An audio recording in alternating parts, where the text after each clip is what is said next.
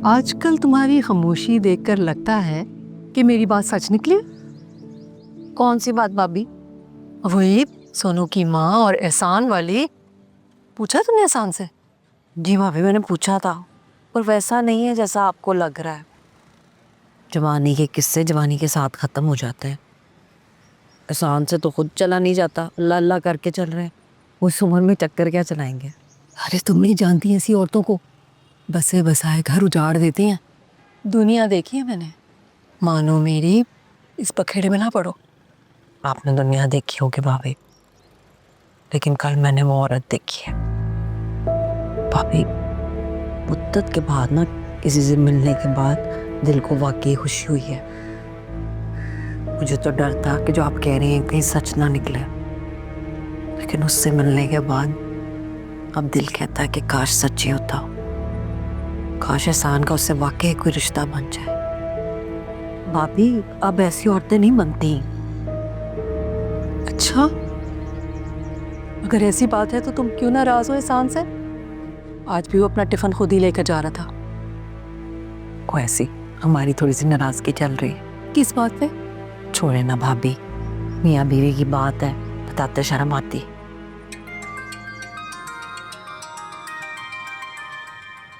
सोनू की माँ की कॉल है।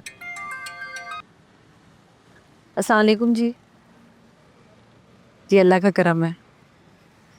हाँ जी। कब?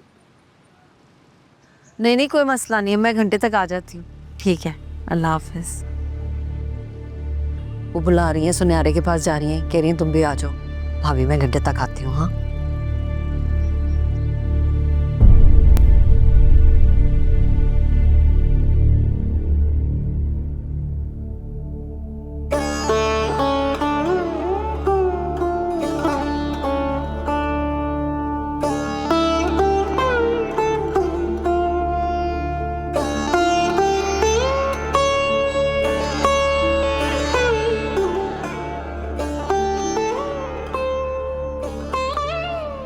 वो मैं याद दिलाने के लिए आई थी कि आपने मुझे यहाँ चाय पीने के लिए नहीं बुलाया, बल्कि कोई बात करने के लिए बुलाया। हाँ,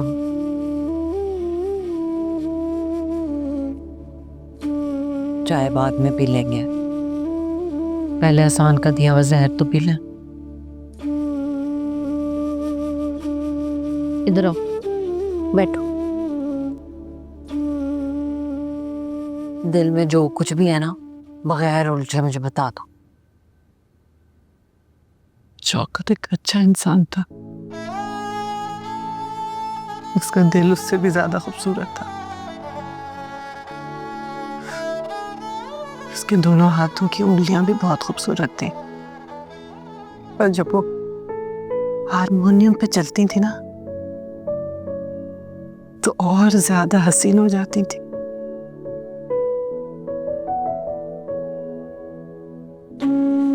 सारी रात में शौकत और एहसान के बारे में सोचती रही हूँ।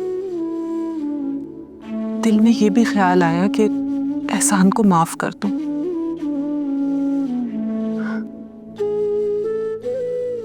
लेकिन फिर शौकत की खूबसूरत उंगलियां याद आ गई।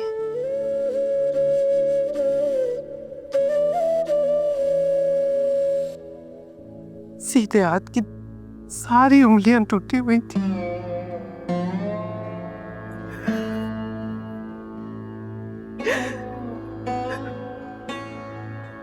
मैं शादी के एक हफ्ते बाद बेवा होना तो भूल सकती हूँ, लेकिन ये जिन नहीं बोलूंगी कि दोनों बाप बेटा एक दूसरे को देख ही नहीं पाए। कोई इतना जुल्म कैसे कर सकता है? कैसे इस बेदर्दी से किसी और को मार सकता है?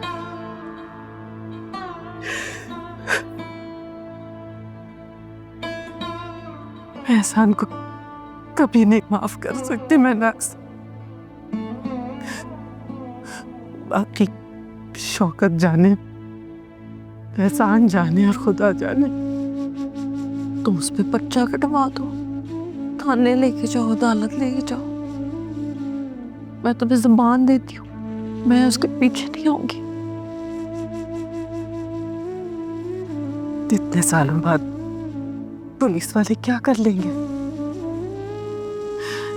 नहीं, मैं किसी थाने नहीं जाऊंगी, लेकिन उस आदमी को कुछ सजा तो मिलनी चाहिए ना, जरूर। मैंने ये भी सोचा था कि एहसान की आंखों में आंखें डाल के उससे पूछूंगी, तो उसे अपने सामने बिठाऊंगी। लेकिन सच पूछो तो उससे सवाल करना तो बहुत दूर की बात, मैं उसकी शक्ल ही नहीं देखना चाहती। मुझे वो आदमी राबी की जिंदगी में नहीं चाहिए। देखो फराब, मैं चार दीवारी में रहने वाली औरत हूँ, दुनिया की ज्यादा समझ नहीं है। मुश्किल बात मेरी समझ में नहीं आती। कई दफा इशारा समझ लेती हूँ, लेकिन कई दफा आसान से आसान बात समझ में नहीं आती। फराब, मुझे तुम्हारी ये बात समझ में नहीं आई है। मुझे सोनू और राबी की शादी में इस आदमी की जरूरत नहीं है। मुझे नहीं मालूम ये कैसे होगा, लेकिन ऐसे ही होगा। मेरे बेटे और तुम्हारी बेटी की शादी में वो शख्स शरीक नहीं होगा महनाज। मैं उसकी शक्ल भी नहीं देखना चाहती। कहीं ये ना हो कि उसे देखते ही मैं फट पड़ूं और उसका जुल्म हमारे बच्चों के लिए आजमाइश बन जाए।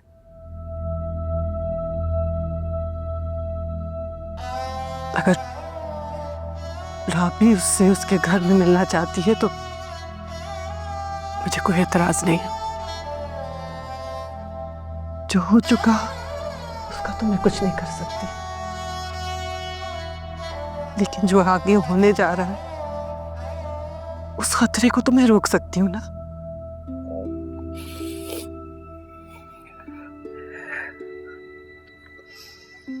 ठीक है, तुमने बिल्कुल ठीक कहा है।